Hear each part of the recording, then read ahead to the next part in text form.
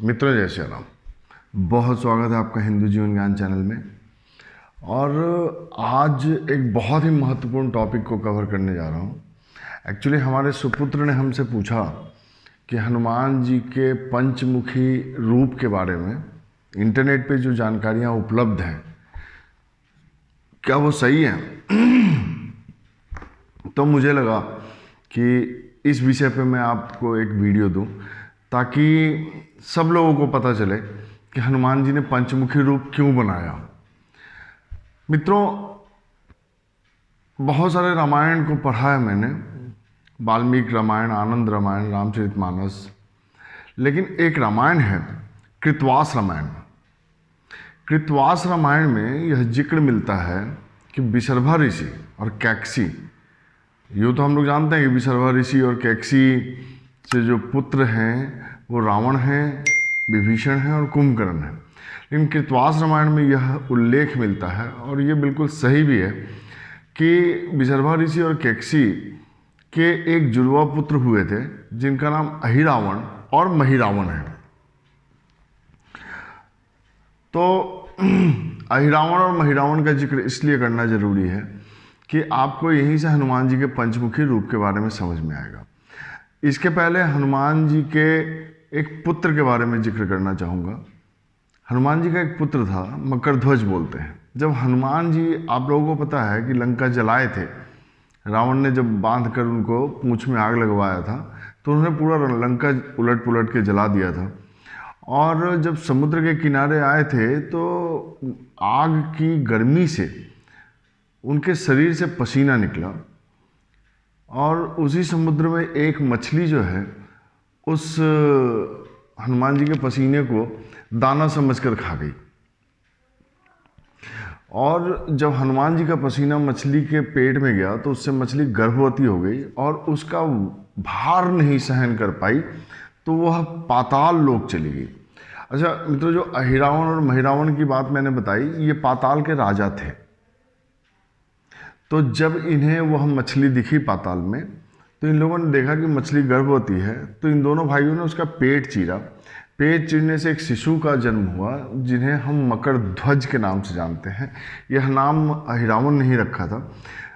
और वो जो शिशु था उसका ऊपर का रूप वानर का था और नीचे का रूप मछली का था। तो ये हनुमान जी के पुत्र माने जाते हैं, मकरध्वज। और अहिरावण और महिरावण ने इनको अपने पाताल लोक का द्वारपाल नियुक्त किया था।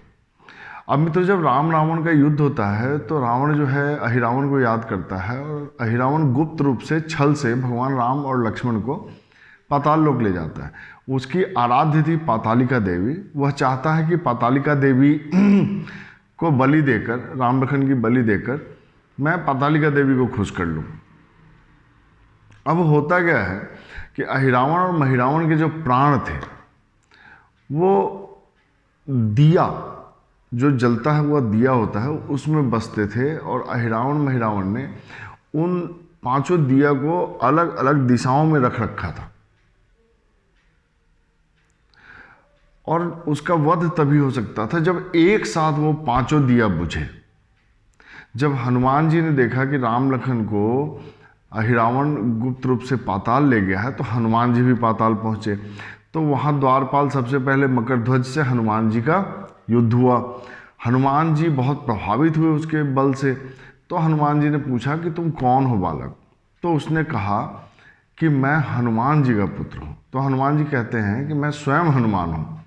तो इस तरह पिता पुत्र की मुलाकात होती है और मकरध्वज जो है उनको अंदर जाने देता है अहिरावण के किला में। जब वहाँ पहुँचते हैं तो हनुमान जी जान जाते हैं कि पांचों दिशाओं में जो दिया रखा है इसी में इसके प्राण बसते हैं। तो हनुमान जी को एक साथ वो पांचों दिया बुझाना था। तो हनुमान जी जो हैं वो 5 रूप एक साथ लेते हैं। हनुमान तो थे ही, इसके अलावा 4 रूप लेते हैं। पूरब में वो स्वयं हनुमान मुख से दिया बुझाते हैं, उत्तर में वराह मुख लेते हैं, दक्षिण में नरसिंह मुख लेते हैं, पश्चिम में गरुड़ मुख लेते हैं और आकाश में हयग्रीव का मुख लेते हैं।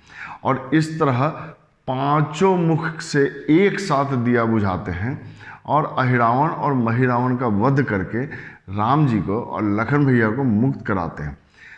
जब वो लोग वहाँ से चलने लगते हैं तो हनुमान जी मकर ध्वज का परिचय जो है वो राम जी से करवाते हैं कि यह मेरा पुत्र है। तो राम जी को तो आप जानते हैं, मर्यादा पुरुषोत्तम, सबको सब कुछ देने वाले। तो उन्होंने उसी समय मकर ध्वज का राज्याभिषेक किया और उसे पाताल का राजा बना दिया, और उसके बाद वापस आकर रावण से युद्ध लड़ने लगे। तो मित्रों, यह था हनुमान जी के पंचमुखी रूप का रहस्य, मकर ध्वज के जन्म की कथा, अहिरावण महिरावण के जन्म की कथा और अहिरावण महिरावण के वध की कथा। आशा करता हूँ आपको यह वीडियो बहुत अच्छा लगेगा। जय सिया राम।